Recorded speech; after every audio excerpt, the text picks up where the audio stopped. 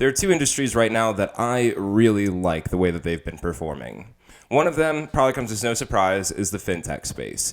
The other one, maybe as a surprise, is not EVs, but it's actually SaaS companies. Now, I know I've been talking a lot about fintech companies, so I'm going to switch it up and talk about a SaaS company this week, and that one happens to be SalesForce. So let's play the intro, get all that stuff out of the way so we can have our discussion about SalesForce. Hey everyone, thanks for joining me today. My name's Matt, and before we get started here, I just need to say, not advice, don't take it as advice. If you need advice, speak to a financial advisor. They'll be able to help you, but do not make any investment decisions based on what I say here. This is just for your entertainment purposes only. Also, keep in mind, remember, throughout 2021, I am doing the donating change so we can, at the end of the year, donate money to a charity. A like is worth a nickel, and a subscriber is worth a dime. Now, I didn't think about this when I started this kind of thing, but there is a national change shortage right now, so I don't think it's right of me to actually hoard all my change and put it into a jar. So what I'm doing is I'm tracking it on a spreadsheet, and I'll pop that up so you can see how far we've made it. Right now, we have a total donation of $2.45, so pretty good start here. I'm thinking by the end of the year, we might even be able to make that be over $100, and that's at least my goal, is to be able to donate at least $100 through this. So remember, like and subscribe, you'll be able to donate some money through those actions. Anyway, on to what you guys actually came here for today. SalesForce. So in case you're not familiar with SalesForce, they are a cloud-based CRM platform, and they are what businesses use to manage things like client relationships or inventory management or discussions across different teams and boards and all of that good stuff. And it is a service that is used by many companies. They've been around for about 21 years now, which is actually longer than I've expected, but they have grown exponentially, especially over these past recent years, and part of that is due to the strategic acquisitions that they've made. Now, without going into all the acquisitions they've made, because it has been a ton, the one that caught my interest is the one with Slack, which they recently did, and it's still being worked on, but it's for $27 billion. So this is going to be a huge acquisition for this company. They have two primary sources of revenue. They have their subscription and support platform, which is about 96% of the revenue, so obviously the biggest portion of their business. And then they have their professional services, which only makes around 4% of the revenue, so not as big by any means. Now, the subscription and support can be broken down into different subcategories. Jimmy from Learn to Invest, the YouTube channel, has broken those down, so if that's something you'd be interested in seeing, definitely check out his video to see the breakdown of those big components. But for my sake and just for sake of time here, I'm going to skip over that. So now I would like to move on to the numbers here for SalesForce. And I want to say that my initial thought process was to skip the comparison for this week because I don't really feel that SalesForce has a publicly traded pure play competitor. I know there's other CRM platforms out there, but it was just a little difficult to find ones that are publicly traded. And my initial thought was, well, maybe Microsoft because they have Teams, but Microsoft also has things like Xbox and Bing, weirdly, and Windows. So they have a few other revenue sources that does not make this a pure play comparison. Now, I'll totally contradict myself here, though, and say I did decide to compare it to Microsoft just to give a representation for these numbers because Teams is obviously going to compete against Salesforce. So we have the market caps here, kind of a meaningless stat, and this is not the first time that I have compared Microsoft to another company, but as we can see, 1.64 trillion, still crazy, and Salesforce at 199 billion. So obviously Salesforce is significantly smaller than Microsoft. I thought the beta for these was actually kind of funny because both of these were 0.17 away from the market. Remember, the market is 1. So with CRM or Salesforce at 1.17, Microsoft at 0.83. They are both equal distance away from the market. Obviously, though, Salesforce is a little bit more volatile than what we see for Microsoft, but nothing worth losing sleep over, as I always say. Now, with the PE ratio, this is something I want to spend a little bit more time on here. So we could see, obviously, from this metric alone, both these companies are considered overvalued, especially looking at Salesforce here at 56.23. Now, you'll see underneath the PE ratio, I included the PEG ratio, which stands for price to earnings growth. Now, the name is as simple as it sounds. It's essentially the price per share relative to the earnings growth over a specified time period, in this case, the 12 trailing months or past a year.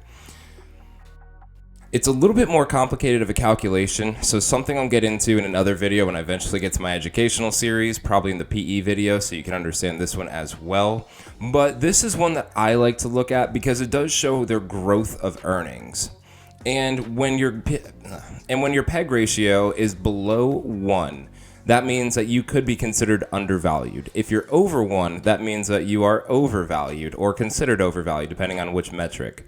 I felt like this was an important one to include because even looking at like my favorite metric, the discounted cash flow, SalesForce is definitely considered overvalued. But there's more than one way to approach this. And this one does show us some optimism of looking at, could this be a good buying opportunity? Obviously 0.17 is significantly below 1.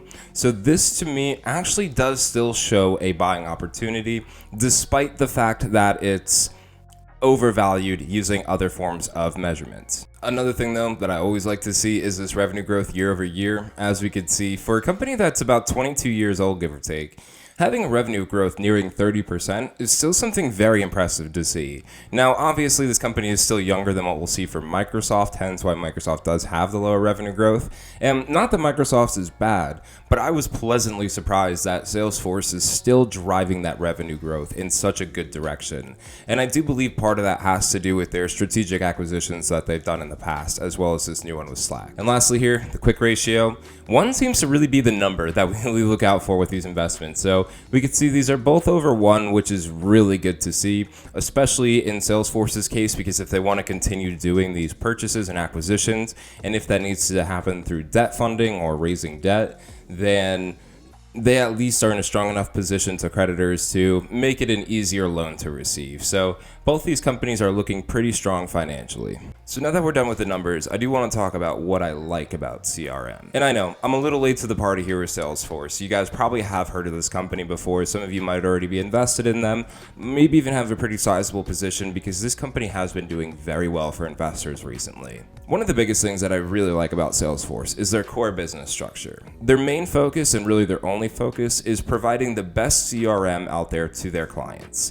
Unlike Microsoft, who has many different business branches underneath them that, for the most part, except for Bing, all do very well, Salesforce is focused on one thing and making sure that one thing they do is the best. Now, I'm not knocking Microsoft for having multiple different branches, but when I want to invest in a company that is a CRM platform, I don't want them to also be a cell phone maker.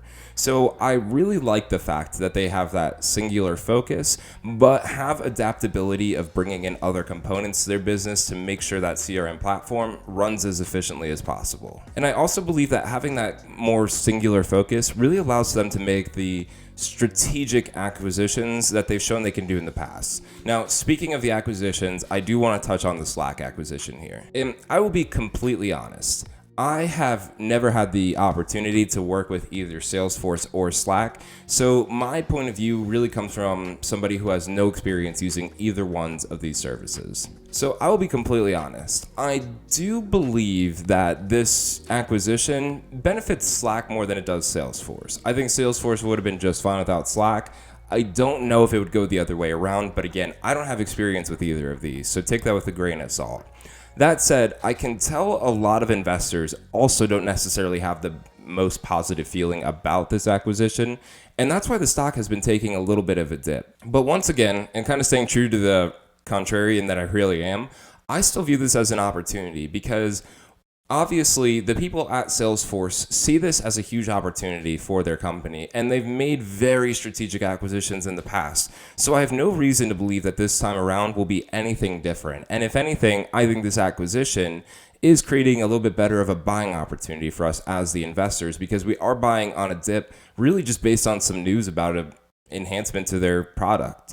So that's not something that's scaring me away from this stock. And again, I think this is what really creates the best buying opportunity for me as the investor. And I also still believe that Salesforce's future growth sounds very promising.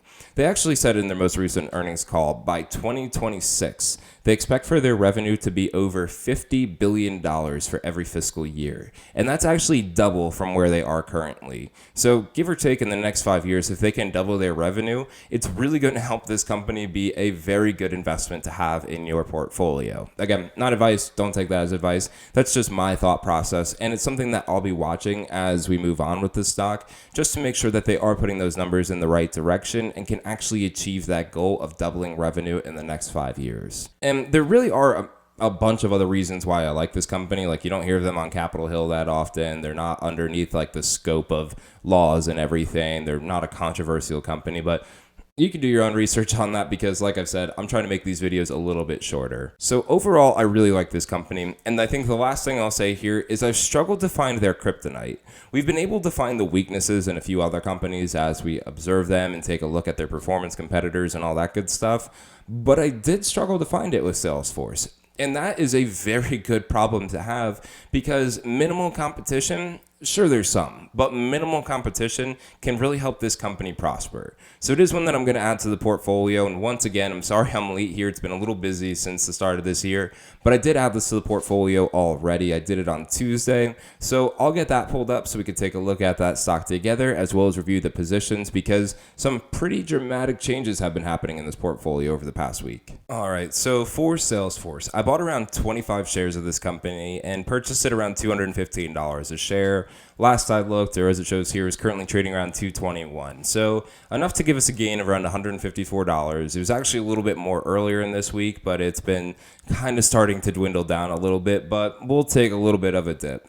So I think that this is going to be a really strong buy and hold company, at least for my portfolio. Again, I don't know what your portfolios look like, so I can't say if this will fit in yours or not, but I'm very excited to have this one to the portfolio, and I'm surprised I didn't do it sooner, if I'm being honest. But nonetheless, it's here now, and we'll just try to reap as much benefits out of this as we can. Taking a look at some of the others, though, Mercado Libre hitting it strong from the start with almost a $700 gain, followed by CVS, not as impressive, but at $146, I'll take that for a company like CVS. iHack and Zscaler are both up, and those have actually been growing pretty consistently for us, so very happy that I bought both of those positions as opposed to just committing to one, and admittedly, I'm glad I had a Zscaler because iHack has been the underperformer compared to those two. Again, not knocking iHack because it still made us money in the end. BlackBerry, though. Let's talk about a surprise here. BlackBerry has been down for weeks, and all of a sudden, it just popped. I mean, it was another position I thought about just dumping because it was doing so poorly, and out of nowhere, it was up. At one point, we were at a $2,000 gain. I'm not going to complain about an $1,800 gain, though, because, again, this was a stock that was losing money for us for a while. So it's finally in the right direction, and it just popped. So I guess, as I've said before, when it was down, that's what happens when you buy such a large position, is that we should be anticipating a lot more heavy swings in the stock price, or at least in the market value in our portfolio. Comcast and Smile Direct Club, not doing terrible. I mean, negative. Oh, I skipped over Fubo. Yeah, that one's a loser. We don't talk about Fubo. But we are back to Comcast and Smile Direct Club. They're starting to make a recovery. I think, as Billy mentioned, that Comcast really still has a lot of room to grow, especially now with The Office being on their platform. And I saw, too, you can only get like the first 2 seasons of The Office on Peacock for free. Then you have to pay the $5. And let's be honest, there are a lot of very loyal Office fans out there where $5 a month to be able to watch that show is going to be a drop in the bucket for them. So I think that one will recover in no time. Smile Direct Club, a little bit more iffy of a position, but I'm still optimistic for both of those. Pinterest is reaching $828 for us, so almost at $1,000 gain. That one's cool to see. I'm happy that one's growing for us. And DR Horton, this stock is just an emotional roller coaster. I mean, every time I look at it, it's up, it's down, it's up a lot, it's down a lot, and honestly, it's definitely not one for the faint of heart. Now, I know home builders is kind of one of those stocks that's, if you could time the market right, you can make a ton of money on home building stocks. So they're not always the best buy and hold position, but I still think we bought that one at a deep discount. So it is here to stay in the portfolio. And then we'll finish off with the strong 3. We have Etsy. Etsy is actually now doing better than ChargePoint is, which is pretty crazy to see, at least in gains in this portfolio. We have $3,850, something like that for Etsy, and $3,300 for ChargePoint. So ChargePoint's actually been on a downward trend these recent weeks, something that I'll have to look into because if it's not going to hold up over these next few weeks, it might be an opportunity to lock in some gains and maybe try to re-enter this position in the future. That's a little too technical for me though, so odds are I'll probably just hold on to this position for now. In a real portfolio too, I wouldn't sell out of this because a $3,000 gain, $3,300 gain can actually have a pretty big influence on your taxes and how much you actually take away. And lastly, RQ here up $2,100. We don't really expect anything less from Kathy Wood, so I think that one is also doing well. So this portfolio is kind of doing better than it's been for a very long time, so I'm very excited to see that. I know there's a lot of optimism in the market right now, so I do anticipate for maybe the next few weeks we should be seeing some increase in stock prices again as their hopes of like stimulus and all that good stuff. We're not really going to talk about that, but at least we're making money off every news that's going on. So I will take that any day of the week. So I hope you liked this video. Hope everything made sense to you. And if you did like it, remember a like gives you 5 cents to donate, and a subscriber, if you have not subscribed already, gets you 10 cents. And at the end, we will be donating all this money. I'm not going to keep any of it, obviously. So do that if you haven't. Tell your friends if you haven't, because all of your contributions are going to go to a good cause. That said, I'm going to wrap up here today because today's a busy day in the real estate world for Matt, and I've got a lot of work to do. So I'm going to stop talking. Thank you so much for taking the time out of your day to watch this. You could be anywhere in the world, but you're right here with me, and as always, I really appreciate that. But I'll let you go ahead, enjoy the rest of your day, and I'll see you next time.